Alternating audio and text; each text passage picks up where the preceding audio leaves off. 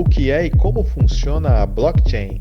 Por que ela tem se tornado cada dia mais importante? Quem controla a blockchain? Ela é realmente segura? Quais os perigos da blockchain? Nesse vídeo, você vai ver tudo o que sempre quis saber sobre blockchain, mas não sabia onde perguntar.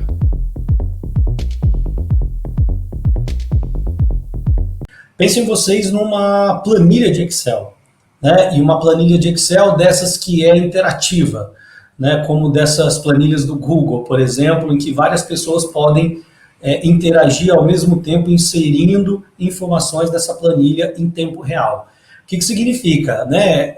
Então, a blockchain, em tradução simples, né? Seria uma corrente de blocos, né? O que são esses blocos? Um conjunto de informações que vai sendo inserido, como numa linha do tempo, né? Estamos pensando aqui nessa planilha, vai sendo inserido a cada espaço de tempo, que são esses blocos, então, várias informações que são condensadas, agrupadas e compensadas dentro de um bloco de informações, daí o nome, que vão formando, dado essa linha do tempo, uma vez que eles vão se agregando uns aos outros, eles vão formando, então, uma cadeia desses blocos, conduzindo, então, a gente a um livro, né, um ledger, como se chama na linguagem utilizada pelos desenvolvedores, que é ao mesmo tempo aberto, público e auditável por todos aqueles que estão participando dessa rede, contribuindo para compensar essas informações, adicionar esses blocos que vão se amontoando ao longo do tempo,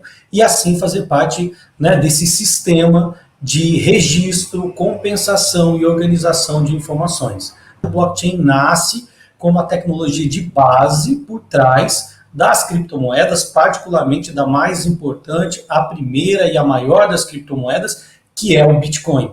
Mas ela já é usada para outros produtos digitais, para outros campos do processamento de informação digital. É o caso dos Non-Fungible Tokens, os NFTs. Mas é o caso também da compensação eventual de outras informações contábeis, de transações financeiras. Então, os blockchains já estão sendo experimentados em tecnologias financeiras, as fintechs estão sendo desenvolvidos por alguns bancos, né, para processar e armazenar suas informações dentro das suas próprias redes. Enfim, há um conjunto de experimentações que busca aplicar, né, essas blockchains para dimensões as mais diversas, inclusive no caso de registros de documentos públicos, de identidades digitais, em suma, né, você tem hoje todo um ecossistema de experimentação com essas blockchains.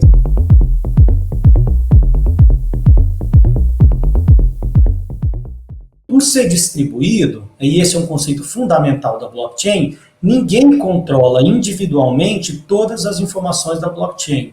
E é muito difícil, a não ser que você tenha um poder de máquina quase que descomunal, você quebrar e, né, fraudar esses registros, porque esses registros eles são criptográficos, né? Eles se utilizam de uma tecnologia de criptografia que exige muito poder de máquina para ser compensado, né? Equações matemáticas complexas que os computadores precisam transcorrer, de modo que isso é feito de maneira coletiva, né, colaborativa e compartilhada por toda a rede, mas é muito difícil de alguém ter poder de máquina para conseguir sozinho fraudar a integridade dessa rede.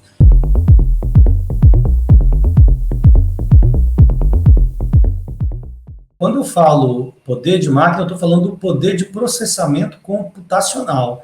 A capacidade de um computador de processar de maneira eficiente, de maneira veloz, as informações a qual a que ele é exposto, a que ele é submetido, né? Portanto, como mais rápido e mais potente é um computador, mais poder de máquina, mais poder de processamento ele tem, e de maneira mais rápida e mais eficiente, com menos gasto energético, com menos gasto, né, de artefatos físicos da máquina, ele é capaz de realizar o processamento daquelas informações.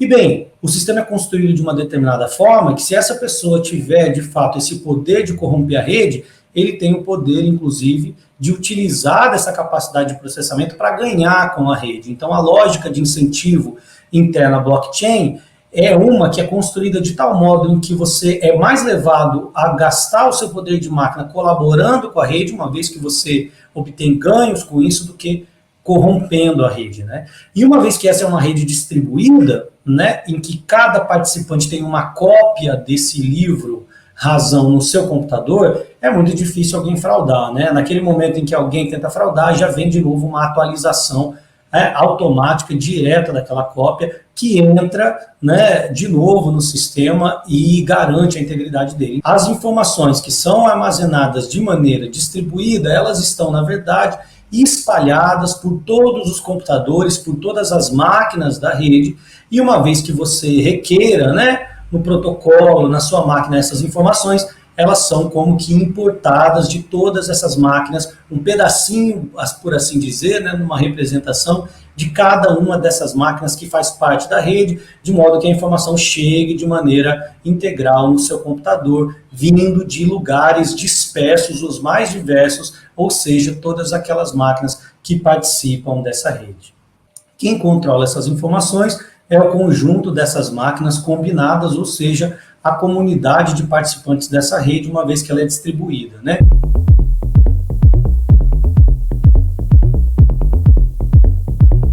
Será que ninguém pode entrar no meu computador e ver as minhas informações e acessar os meus dados?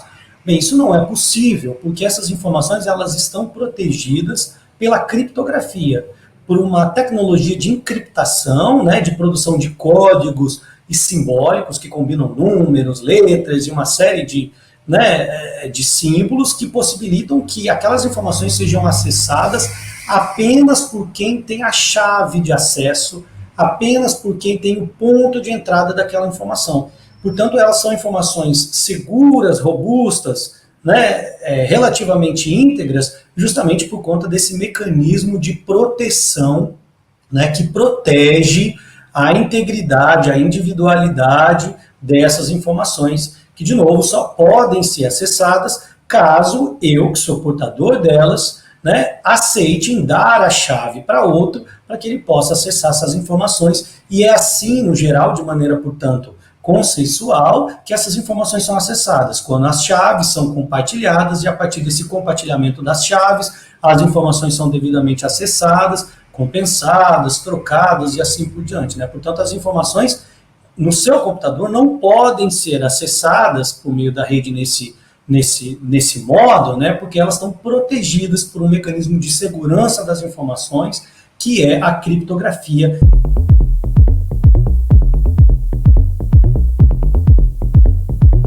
O que garante que um usuário, em detrimento do outro, tenha a verdade sobre o histórico daquelas transações. É preciso, então, desenvolver um mecanismo técnico que compense essas informações de um tal modo a que elas sejam processadas de modo consensual, que todos os participantes e envolvidos na rede concordem, tecnicamente falando, né, isso não é discursivo, são programações, são algoritmos, são protocolos que levam a uma concordância técnica entre todas as máquinas quanto ao histórico dessas informações. E aí você tem dois modelos desse mecanismo de consenso. Um é chamado prova de trabalho, Proof of Work, e Proof of Stake, né, uma prova de participação. São dois modelos diferentes, né, em que você, de um lado, oferece trabalho de máquina e as transações informacionais são compensadas e distribuídas proporcionalmente nos seus ganhos com base no trabalho de máquina, articulando, então, modelos distintos, mas em alguma medida próximos e análogos, como o caso do Proof of Work, que é dominante, que se mostrou até aqui como o mais robusto e o mais eficiente, e o Proof of Stake, que está crescendo e ganhando espaço porque consome menos energia, é menos intensivo em poder de máquina, né? E você não precisa entrar com um processamento robusto de máquina, você compromete, por exemplo, uma parte do seu ganho e recebe um ganho proporcional com base na sua participação na rede.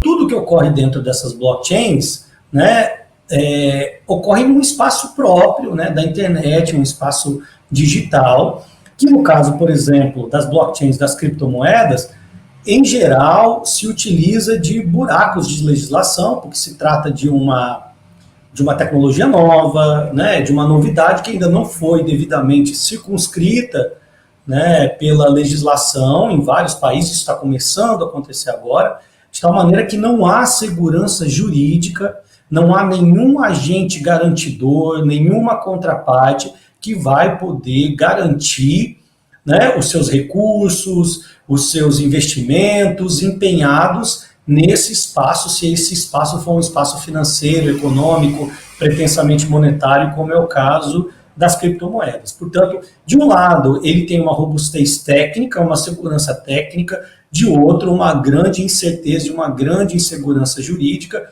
o que tem levado alguns espaços de blockchain, eu falo aqui particularmente das criptomoedas, a alguns problemas, né, de não garantia de moedas acumuladas, de recursos, né, que por razões diversas e mecanismos diversos podem se perder, podem ser, enfim, não pela desintegração da rede, né, mas por outro mecanismo, outros intermediários, e que você não vai ter nenhuma garantia jurídica. A gente ainda está dando os primeiros passos em vários lugares do mundo para entender, tipificar, organizar e aos poucos estabelecer algum tipo de regulação que dê segurança jurídica à participação das pessoas nesses ambientes. O fato é que as blockchains ainda são uma tecnologia, um sistema sociotécnico em grande medida do mundo das criptomoedas e dos criptoativos, e só agora ele está começando a dar os seus primeiros passos, ainda de maneira,